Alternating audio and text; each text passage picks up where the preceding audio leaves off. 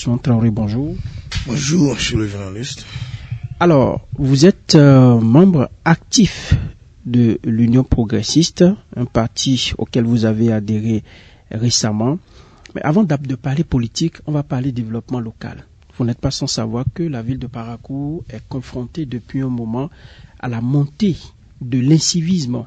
Le cas le plus illustratif, ce sont les lampadaires de la traversée de la ville de Parakou, notamment au niveau du tronçon que nous connaissons habituellement sous le nom de la voie de la forêt, où des lampadaires qui ont été posés il n'y a pas longtemps ont été volés, d'autres ont été vandalisés, terrassés, les batteries emportées et le tronçon est en train de plonger petitement dans le noir. Que vous inspire cette situation?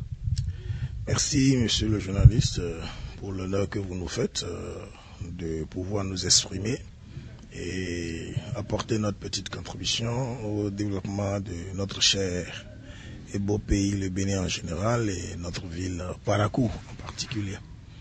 Tout en disant merci à Dieu pour la vie qu'il nous a donnée. Je crois que le sujet que vous avez abordé est un sujet vraiment très sensible et qui, malheureusement, est en train d'arrêter le développement de notre ville. C'est pour ça. Je veux vraiment demander à tous les chefs quartiers, aux conseillers locaux surtout, qu'il faudrait que nous prenions nos responsabilités. Certainement, il y a des individus qui, leur problème n'est plus comment faire développer la ville, mais comment faire arrêter la ville.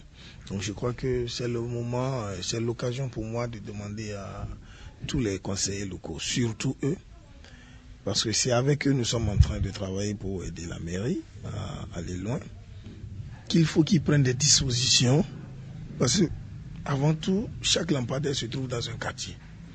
Donc, alors, on ne peut pas vous recevoir sans parler politique, vous en convenez. Avec les législatives qui s'annoncent à grands pas, je le disais à l'entame, vous avez fait votre adhésion à l'Union progressiste. Dites-nous d'abord, qu'est-ce qui vous a amené vers l'UP, l'Union progressiste?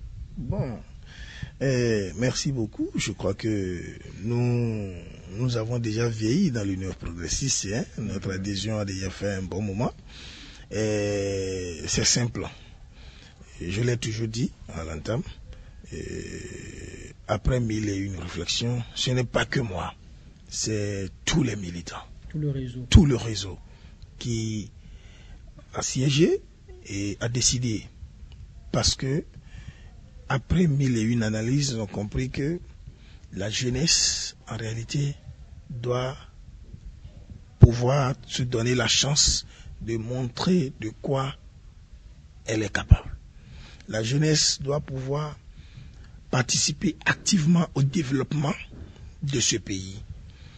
La jeunesse doit pouvoir amener des gens à comprendre, ceux qui disent la jeunesse béninoise n'est pas encore prête. La jeunesse doit pouvoir amener des gens à comprendre que c'est le contraire.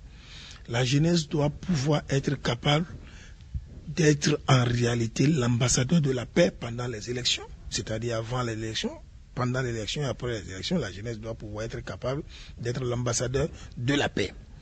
Alors, eu égard à tout ceci, si nous voulons arriver à atteindre ces objectifs, à montrer que nous voulons le développement du pays, nous voulons accompagner le chef de l'État, nous voulons impérativement faire en sorte que le PAG2 marche, il nous faut être dans un parti politique.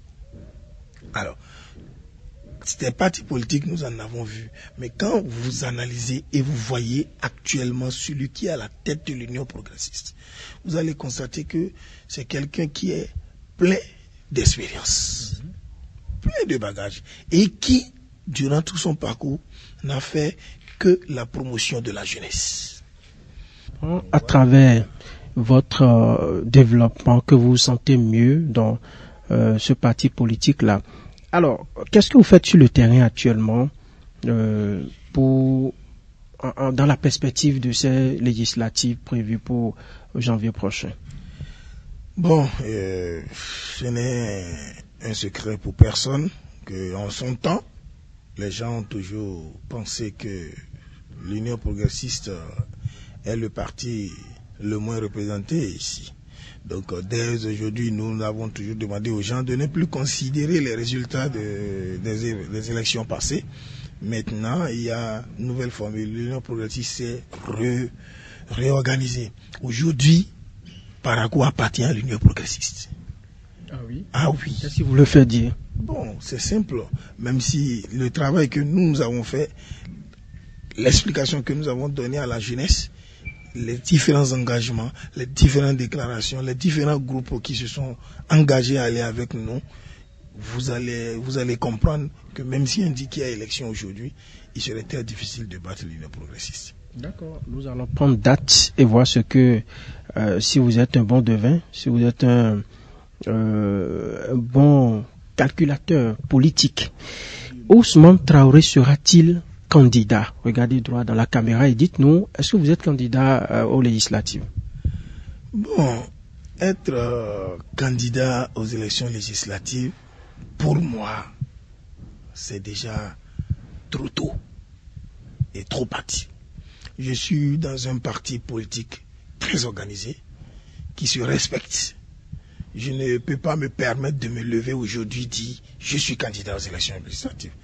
Au sein de l'Union progressiste, on n'est pas candidat parce qu'on le veut, mais on est candidat parce que le parti le veut. Si ça s'avérait que le choix du parti se portait sur moi, qui suis-je pour dire non? Mais si le choix du parti est sur une autre personne, l'essentiel est que l'équipe gagne. Nous ferons tout ce qui est de notre pouvoir pour que le parti gagne.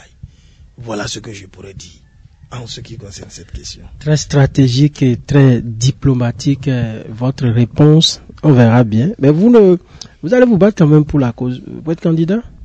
Oui, je dois me battre. Je suis dans une organisation et je dois me battre pour que mon parti gagne.